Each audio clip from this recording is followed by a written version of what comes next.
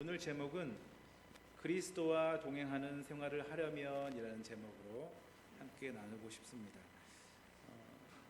구약 말씀을 읽었는데 그리스도와 동행하는 사람이 되려면 어떻게 할 것인가에 대한 말씀을 드리는 것이 조금 이상할지도 모릅니다. 그런데 오늘 마지막 절에 보면 노아는 의인이요 당대의 완전한 자라 그는 하나님과 동행하였으며 라는 말씀을 통하여서 우리가 여기서 집중을 해봤으면 좋겠습니다.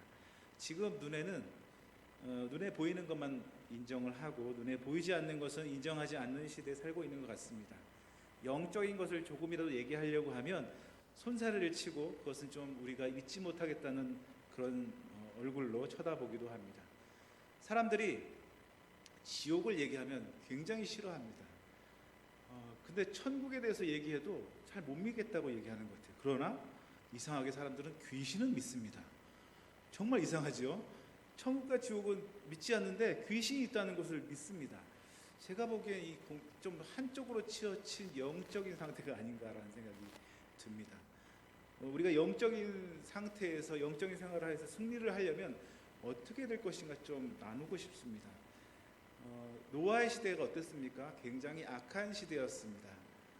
노아는 당대의 의인이고 완전한 자고 하나님과 동행한 자였지만 그 이외의 사람들은 다 하나님 보시기에 사람을 창조한 것을 하나님이 후회하실 정도로 굉장히 싫어하셨던 그런 때인 것 같습니다. 우리가 창세기 6장 1, 2절을 한번 보도록 하겠습니다.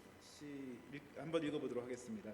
시작. 사람이 땅에 번성하기 시작할 때에 그들에게서 딸들이 나니 하나님의 아들들이 사람의 딸들의 아름다움을 보고 자기들이 좋아하는 모든 여자를 아내로 삼는지라. 여기서 하나님의 아들이 누구냐라는 질문을 많이 합니다. 어떤 신학자는 이것은 천사다라고 얘기하는 사람도 있고 아니다, 하나님 말씀에 순종하는 사람들이었다라고 얘기를 합니다. 그럼 사람의 딸들은 누구냐? 하나님 말씀에 순종하지 않았던 가인의 후손들, 이 사람들을 사람의 딸이다라고 얘기해서 하나님만 믿던 하나님의 사람들이 하나님을 멀리했던 사람들과 결혼을 하기 시작하니까 어떤 일이 일어나냐면 악이 번성하기 시작했다는 것입니다. 철저하게 하나님 말씀에 순종했던 사람들이 하나님의 사람, 하나님의 남자. 저는 이렇게 얘기하는 신학자의 의견에 제가 좀 동의를 하는 것 같습니다. 천사는 아닌 것 같습니다. 저는 이 말씀을 두 번째 신학자의 말씀을 제가 동의를 하는데 창세기 6장 5절에 6절에 보면 또 이런 말씀이 있습니다. 여호와께서 사람의 죄악이 세상에 가득함과 그의 마음으로 생각하는 모든 계획이 항상 악할 뿐임을 보시고 땅에 사람 지으셨음을 한탄하사 마음에 근심하시고. 땅에 사람 지었음을 한탄하시는 하나님을 볼 때 정말 세상은 악했구나라는 것을 알 수가 있습니다. 근데 지금 우리가 사는 현재는 어땠습니까? 그때와 비슷하지 않습니까? 지금은 저희가 상상하지 못할 일들이 세상에서 많이 일어나고 있습니다. 심지어는 자식이 부모를 죽이고 부모가 자식을 죽이는 그런 상상도 하지 못하는 일들이 우리나라에서 일어나고 있습니다. 하나님은 놀랍게도 우리는 겉에만 드러나는 것만 죄라고 생각하지만 하나님은 그 마음까지 통찰하시는 분이다라고 말씀을 하고 계십니다. 그러면 이런 세상에서 과연 우리는 어떤 삶을 살아야 될까요? 어떻게 하면 주님과 동행하며 승리하는 삶을 살아갈 수 있을까요? 이 악한 시대에 어떻게 하면 주님과 동행하며 기쁜 마음으로 날마다 승리하며 살아갈 수 있을까요? 첫 번째입니다. 따라 읽겠습니다. 첫 번째, 영적 싸움에 대비해야 합니다. 영적 싸움에 대비해야 합니다. 영적 싸움이라는 것이 예전에도 있었고 지금도 있고 미래에도 있을 것입니다. 전쟁은 잘 대비해야지 승리할 수가 있습니다. 그런데 영적 싸움에는 세 가지 세력이 있다고 합니다. 그 첫 번째 세력은 뭐냐면 바로 육체와의 싸움입니다. 따라합시다. 육체와의 싸움. 육체와의 싸움. 특별히 유혹은 죄가 아닙니다. 이 하나님과 반대되는 첫 번째 생각되는 그 느낌, 이것은 유혹이라고 볼 수가 있는데 유혹은 죄가 아닙니다. 여러분이 새가 이렇게 날아다닌다고 해서 이상하게 보이진 않죠? 근데 그 새가 내 머리에 올라와서 둥지를 틀고 새끼를 낳고 내 머리 위에서 집을 짓고 살아간다면, 그걸 그대로 놔두고 본다면 그 사람은 정말 이상한 사람이겠습니다. 이상한 사람이라고 생각할 것입니다. 죄도 마찬가지입니다. 죄가 우리 머릿속에 그냥 쓱 지나가는 것은 죄가 아닙니다. 근데 그 죄가 계속 우리가 생각해서 내 머릿속에 가득해서 내 머리가 온통 거기에만 집중되어 있는 그 상태, 이것이 바로 죄가 될 수 있다는 것입니다. 그러면 이 어떤 죄가 있냐면, 세 가지, 그 육체와의 싸움에서 세 가지 죄가 있다고 하는데, 그 전에 그 첫 번째는 육체와의 싸움인데, 갈라디아서 5장 16절에서 17절 한번 읽어보도록 하겠습니다. 시작. 내가 이르노니 너희는 성령을 따라 행하라. 그리하면 육체의 욕심을 이루지 아니하리라. 육체의 소욕은 성령을 거스르고 성령은 육체를 거스르나니 이 둘이 서로 대적함으로 너희가 원하는 것을 하지 못하게 하려 함이니라. 우리가 원하는, 육체적으로 원하는 그 모든 것들이 성령이 하지 못하는, 성령이 싫어하는 것이라면 그것을 막는 분이 누구냐면 바로 성령님이라는 거예요. 그 성령님이 바로 육체를 거스리고 육체는 바로 성령을 거스린다고 얘기하고 있습니다. 그래서 우리가 육체적으로 영적 싸움에서 이기려면 성령으로 가득 찬 삶, 특별히 성령 충만한 삶을 살아야 된다는 것입니다. 영적 싸움에서 두 번째는 바로 세상과의 싸움입니다. 따라합시다. 세상과의 싸움. 세상과의 싸움. 성경은 세상을 사랑하지 말라고 하고 있습니다. 근데 그 세상이 요한복음 3장 16절에 나오는 세상과 다른 세상입니다. 하나님이 세상을 이처럼 사랑하사라고 얘기하고 있잖아요. 그 세상은 우리 모든 인류를 얘기하고 있는데, 여기서 나오는 이 세상은 뭐냐면 하나님과 반대되는 시스템, 하나님과 반대되는 행동 양식, 하나님과 반대되는 풍조, 이런 것을 말하고 있는 것입니다. 그 세상과의 싸움이 필요하다라고 얘기를 하고 있습니다. 요한일서 2장 15절에서 16절을 한번 읽어보도록 하겠습니다. 시작. 이 세상에 있는 것들을 사랑하지 말라. 누구든지 세상을 사랑하면 아버지의 사랑이 그 안에 있지 아니하니 이는 세상에 있는 모든 것이 육신의 정욕과 안목의 정욕과 이생의 자랑이니 다 아버지께로부터 온 것이 아니요 세상으로부터 온 것이라. 여기서 보면 세 가지가 나오죠. 뭐가 있습니까? 육신의 정욕, 안목의 정욕, 이생의 자랑. 이 세 가지가 대표적인 이 세상적인 죄에 대해서 얘기를 하고 있습니다. 그런데 이 세 가지가 하와가 뱀의 유혹을 받았을 때 하와가 생각했던 거랑 굉장히 유사합니다. 말씀을 한번, 창세기 말씀을 한번 보도록 하겠습니다. 창세기 3장 6절입니다. 시작. 그 여자가 그 나무를 본즉 먹음직도 하고 보암직도 하고 지혜롭게 할 만큼 탐스럽게 한 나무인지라. 여자가 그 열매를 따먹고 자기와 함께 있는 남편에게도 주매 그도 먹은지라. 여기서 보니까 먹음직하고, 이게 뭡니까? 육신의 정욕, 그리고 보암직하고 안목의 정욕, 지혜롭게 할 만큼, 이것은 뭡니까? 이생의 자랑을 얘기하는 거죠. 사람이 내가 지혜가 있다라고 사람들에게 보여주기 위해서 하는 것이 않습니까? 대표적으로 이 세 가지가 바로 세상을 뜻하는 세 가지 대표적인 것을 알 수가 있습니다. 그런데 이것을 우리가 어떻게 이길 수 있을까요? 이것은 바로 우리의 믿음을 통해서 이길 수 있습니다.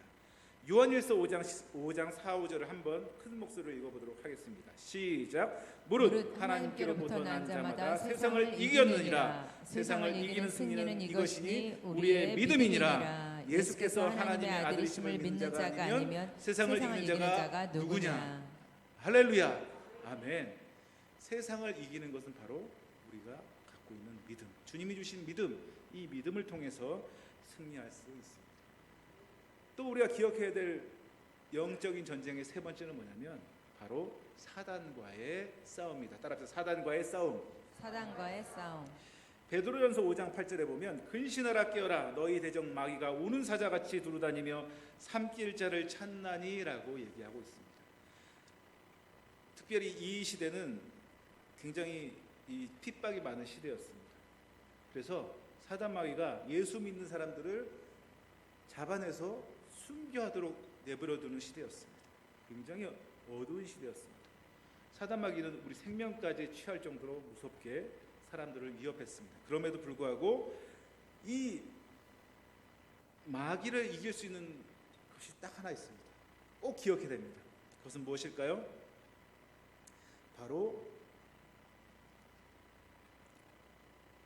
바로 뭐냐면 우리가 영적 무장을 통해서 사단을 이길 수 있다는 것입니다. 왜냐하면 이미 우리는 승리한 싸움을 싸우고 있는 것이고, 우리는 하나님 앞에 속하였고 세상에 계시니가, 우리 안에 계시니가 세상의 그 어떤 것보다도 크신 이기 때문입니다. 우리는 영적 무장을 통해서 사단을 이길 수 있습니다.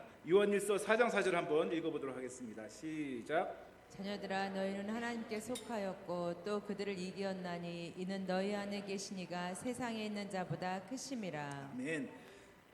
우리 안에 계시니까 누구보다 크다고요? 세상에 있는 이보다 크다고 얘기하고 있습니다.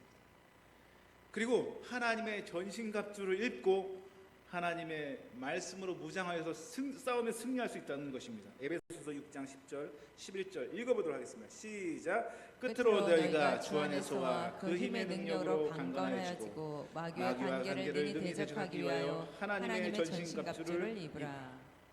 아멘. 이렇게 된다면 사탄은 우리가 승리할 수 있는 것입니다. 제가 지도하던 한 학생이 찾아왔습니다. 제가 지금도 선교단체 간사를 하고 있는데 한 학생이 이 강의 제 얘기를 하고 나서 찾아왔습니다. 간사님, 이제 영적 전쟁에서 저 좀 빼주세요. 저는 좀 바쁘고요, 힘들고요. 지금 가정 형편도 너무 힘들어서 제가 좀 괜찮아지면 그때 영적 전쟁을 하도록 하겠습니다. 이 영적 전쟁이 이렇게 마음대로 할 수 있을까요? 지금도 영적 전쟁은 계속되고 있습니다. 그래서 우리는 선택권이 없는 것 같아요. 지금도 나서야 되는 것입니다. 우리가 믿는 성도가 주님을 위해서 뭔가 하려고 하면 굉장히 안 좋은 일이 주위에서 막 일어나기도 합니다.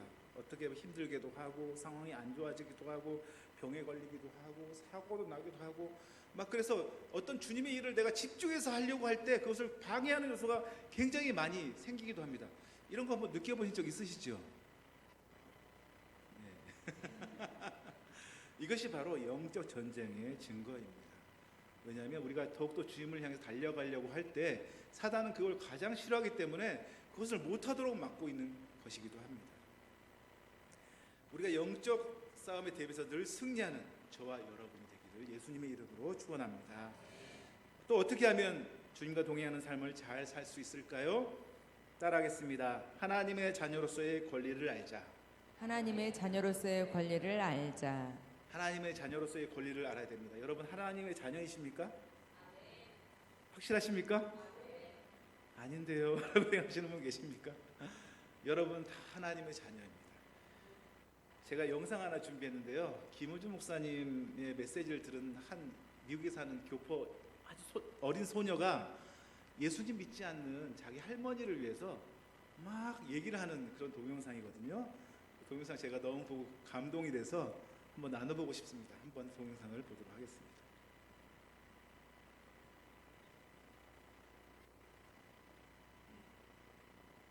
좀 무슨 일이 있어. 비디오 너무 감동이야. 그러니까 어떤 거지가 있었어. 근데 그 거지가 밥을 못 먹어가지고 죽을 뻔했어. 근데 그때 왕이 그 길을 거리고 있는 거야. 그러니까 왕이 이랬어. 너는 이제 내 아들이다.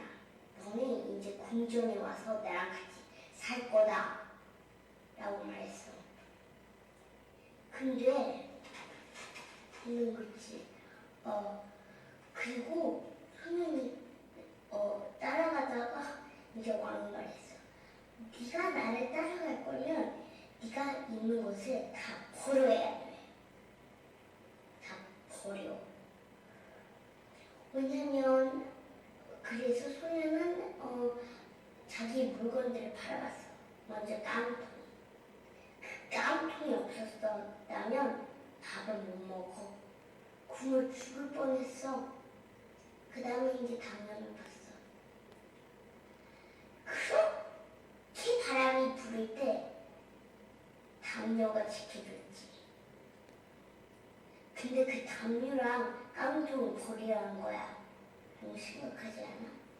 그리고 마지막 수저. 수저는 제일 아끼는 거였어. 수저가 없었으면 밥도 못 먹었을 거야. 수저 가장 좋아했어. 근데 그거를 다 버려.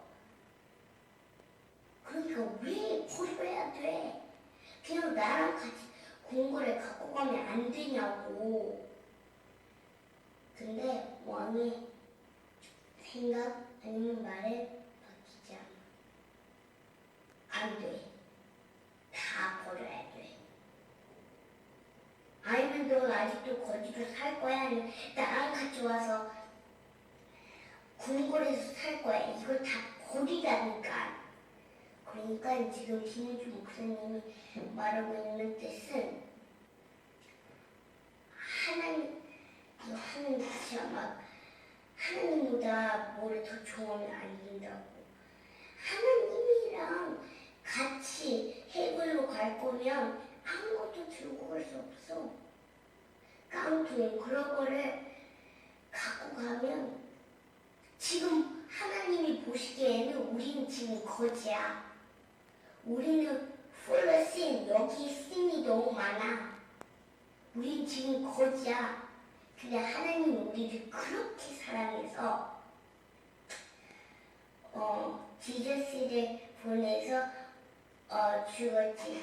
그러니까 3일에 일어났어.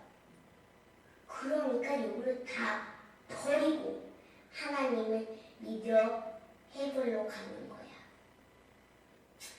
자, 이제 할머니 잘 들었지? 거짓 스토리. 이제 끝이야. 너무 이쁘죠? 네. 자기 할머니를 예수님 믿게 하기 위해서 제가 봤던 영상을 막 이렇게 얘기하는 소녀의 모습이 너무 아름다운 것 같습니다. 여기서 자 죄를 고백하고 가야지 하나님의 자녀가 되고 예수님을 믿어서 천국 가게 된다는 그 소녀의 그 전도가 굉장히 귀하게 느껴집니다. 제가 이제 말씀드리고 싶은 것은 뭐냐면요, 우리가 궁궐에 들어간 왕자가 된 사람입니다. 처음엔 거지였는데 다 왕자가 됐어요. 공주가 됐어요. 다. 그런데 지금도 수저를 들고 깡통을 들고 담요를 들고 있는 사람이 혹시 있지 않을까요? 우리는 그런 삶을 살면 안 됩니다. 우리는 하나님 자녀로서의 권리를 알아야 되는데요. 로마서 8장 16절에서 17절을 한번 읽어보도록 하겠습니다. 시작. 성령이 친히 우리의 영과 더불어 우리가 하나님의 자녀인 것을 증언하시나니 자녀이면 또한 상속자 곧 하나님의 상속자요 그리스도와 함께한 상속자니 우리가 그와 함께 영광을 받기 위하여 고난도 함께 받아야 할 것이니라. 두 아들이 있었습니다. 하나들은 매일 와서 돈 달라고 PC방 가야 된다고 막 때렸습니다. 학교를 맨날 안 가고 지각하고 늦잠 잔다고 학교 삥땅 안 가고 나쁜 애들하고 어울리고 너무 안 좋은 아들이 있었습니다. 아버지를 쳐다보기는 그냥 돈만 주는 사람으로만 여기고 있는 것 같습니다. 굉장히 아버지한테 인사도 안 하고 굉장히 안 좋은 아들이 한 명 있었습니다. 또 아들 한 명 있습니다. 이 아들은 아침 일찍 일어나서 학교에 지각도 안 하고 그리고 안녕히 주무셨습니까 아버님? 이렇게 인사도 하고 그리고 돈을 너무 소중해서 용돈을 주려고 하면 아닙니다. 저 아직까지 돈이 있습니다. 이렇게 용돈을 안 주셔도 됩니다. 이렇게 얘기하는 멋진 아들이 있다고 생각해 보십시오. 그러면 이 두 아들이 있는데 두 아들 중에 여러분이 나중에 누구에게 상속을 해주고 싶습니까? 말 잘 듣는 아들에게 상속을 해주고 싶죠. 그런데 안타깝게도 그 말 잘 듣는 아들은 내 아들이 아니라 옆집 아들입니다. 아무리 좋은 아들이라도 내 아들이 아니기 때문에 상속을 해줄 수가 없어요. 아무리 말 안 듣는 아들이라도 내 아들이기 때문에 귀하게 여기고 소중하게 여길 수밖에 없다는 것입니다. 여러분들 다 부모의 심정으로 알고 있지 않습니까? 그러니까 하나님도 바로 이런 마음이라는 거죠. 하나님을 믿는 자녀에게는 특권이 있습니다. 그 특권은 무엇일까요? 함께 읽어보도록 하겠습니다. 마태복음 7장 7절에서 11절입니다. 시작. 구하라 그리하면 너에게 주실 것이요 찾으라 그리하면 찾아낼 것이요 문을 두드리라 그리하면 너에게 열릴 것이니 구하는 이마다 받을 것이요 찾는 이는 찾아낼 것이요 두드리는 이에게 열릴 것이니라. 너희 중에 누가 아들이 떡을 달라 하는데 돌을 주며 생선을 달라 하는데 뱀을 줄 사람이 있겠느냐. 너희가 악한 자라도 좋은 것으로 자식이 줄 줄 알거든 하물며 하늘에 계신 너희 아버지께서 구하는 자에게 좋은 것으로 주시지 않겠느냐. 아멘. 하나님이 이렇게 좋으신 분이십니다. 그 자녀가 원하는 대로 구하는 대로 주시는 분이십니다. 모두 하나님의 자녀로서의 권리를 잘 알아서 내가 바로 하나님의 자녀다, 내가 바로 하나님의 아들이고 딸이다 라는 사실을 꼭 기억하셔서 늘 하나님과 동행하는 저와 여러분이 되기를 예수님의 이름으로 축원합니다. 마지막 세 번째는 따라합시다. 믿음으로 살아야 합니다. 믿음으로 살아야 합니다. 어떻게 우리가 예수님을 믿고 구원을 받았죠? 잘생겨서? 돈이 많아서 착해서? 이렇게 구원을 받았을까요? 아닙니다. 하나님의 전적인 은혜로 또 우리의 믿음으로 구원을 얻었습니다. 돈으로도 못 가요. 얼마 전에 지난주에 우리 교사들이 돈으로도 못 가요 하나님 나라 이렇게 정말 오래된 찬양을 맛깔스럽게 아주 잘 불러주셨는데 거기서도 분명히 나옵니다. 아무것도 우리를 구원할 수 없지만 믿음으로 가는 나라 하나님 나라, 믿음으로 하나님과 동행하며 살아갈 수 있는데 우리는 믿음으로 그리스도를 영접했습니다. 그런데 믿음으로 산다는 것은 무엇을 얘기할까요? 따라합시다. 말씀대로 사는 것입니다. 말씀대로 사는 것입니다. 믿음으로 사는 것은 다르게 얘기하면 말씀으로 산다는 것을 얘기합니다. 말씀으로 산다는 것 중에 구체적으로 하나를 더 얘기하자면 범사에 감사하며 살라는 것입니다. 믿는 사람의 특징이 바로 감사가 그 입술에 있느냐 없느냐의 차이입니다. 근데 우리가 기쁠 때는 감사할 수가 있습니다. 좋은 일이 있을 때는 감사할 수가 있습니다. 그리고 즐거운 일이 있을 때는 감사할 수가 있습니다. 하지만 우리가 사랑하는 사람을 잃어버릴 수도 있습니다. 그리고 유산이 되거나 그리고 돈을 잃어버렸을 때, 건강을 잃어버렸을 때, 그리고 사업에 실패했을 때도 우리가 과연 감사할 수 있을까요? 성경은 범사에 감사하라고 얘기하고 있습니다. 감사하는 게 어려운 거예요. 우리가 쉽게 느껴지지만 그렇지 않습니다. 훈련이 필요하고 노력이 필요합니다. 범사에 감사하는 것, 특별히 믿음으로 사는 가장 구체적인 방법인 감사하며 사는 것, 이것은 지금부터 주님의 자녀로서 꼭 해야 될 모습이라고 생각합니다. 골로새서 2장 6, 7절을 한번 읽어보도록 하겠습니다. 시작. 그러므로 너희가 그리스도 예수를 주로 받았으니 그 안에서 행하되 그 안에 뿌리를 박으며 세움을 받아 교훈을 받은 대로 믿음에 굳게 서서 감사함을 넘치게 하라. 뭐가 넘치게 하라고요? 감사함이 넘치게 하라. 맞습니다. 우리가 믿음에 굳게 서서 할 수 있는 것, 바로 감사함이 우리 입술에서 떠나지 않는 것, 이것이 바로 믿음으로 사는 사람의 가장 보여야 될, 주님과 동행하는 삶을 보여야 될 그런 모습이라고 생각합니다. 믿음에 굳게 서서 늘 감사함이 넘치게 하여서 늘 주님과 동행하는 저와 여러분이 되시기를 예수님의 이름으로 축원합니다. 다시 한번 따라 읽어보겠습니다. 그리스도와 동행하는 생활을 하려면 영적 싸움에 대비해야 합니다. 하나님의 자녀로서의 권리를 알아야 합니다. 믿음으로 살아야 합니다. 우리 함께 기도를 했으면 좋겠습니다.